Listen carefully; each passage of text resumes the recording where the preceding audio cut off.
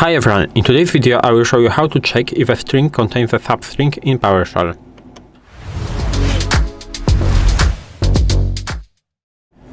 So as I said before, in this video you will learn the different ways to check if a string contains a substring in PowerShell.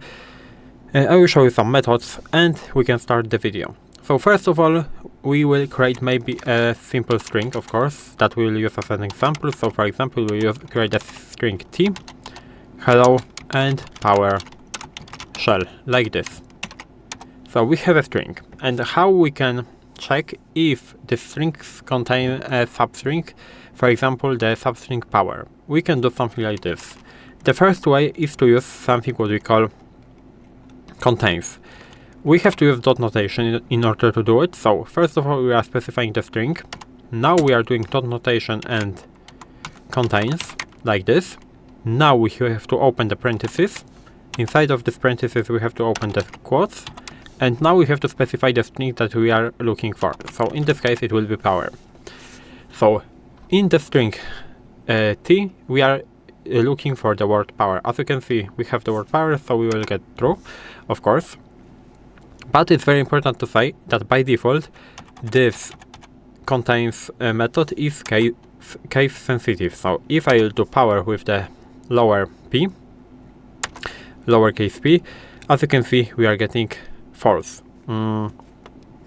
So how can we check this in the case insensitive version? We have to do something like this: $t, and now we have to convert everything to lowercase, like this. So as you can see, everything to lowercase from this t string at the beginning. Now we have to add the word contains, and now in the parentheses again we can specify the word that we are looking for.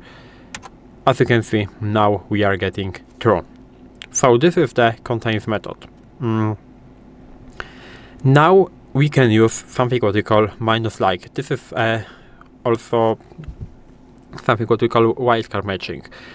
So inside of this text we can search with minus like, and now in the quotes we have to do double asterisk sign, but of course in the quotes, and now we have to specify the word that we are looking for. As you can see we are getting true because we have the word power, and this is case insensitive by default. So if I will start with small p, as you can see we are also getting true.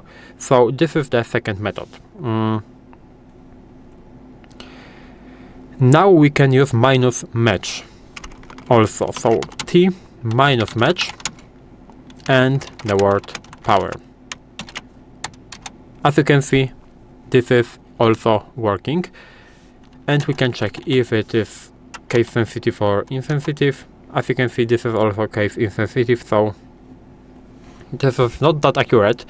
This example and this example is not that accurate as the first one, because if you want something that is case sensitive by default, you can just use contains. It is very comfortable, I think. And now we can use something what we call minus in. This is the last option that I will show you. So minus in allows us to check if the value exists in the collection. So not for a substring matching directly. We can do something like this. Let's look for the word power in. For example, we will create something like this. So the collection, so hello, for example PowerShell, and for example test.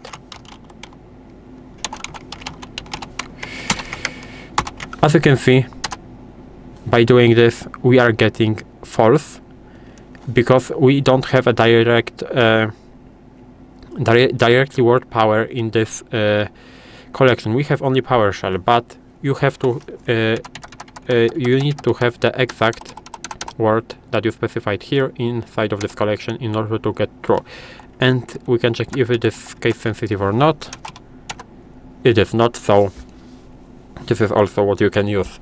So this is helpful for collection. This is pretty simple. You can use it in almost every case, but it is not that accurate as this contains method that I showed you at the beginning. So I think the contains is the best. And this is how you can check if a string contains a substring in PowerShell. If you found this video helpful, please leave a like, subscribe to the channel, and I hope to see you in the next videos.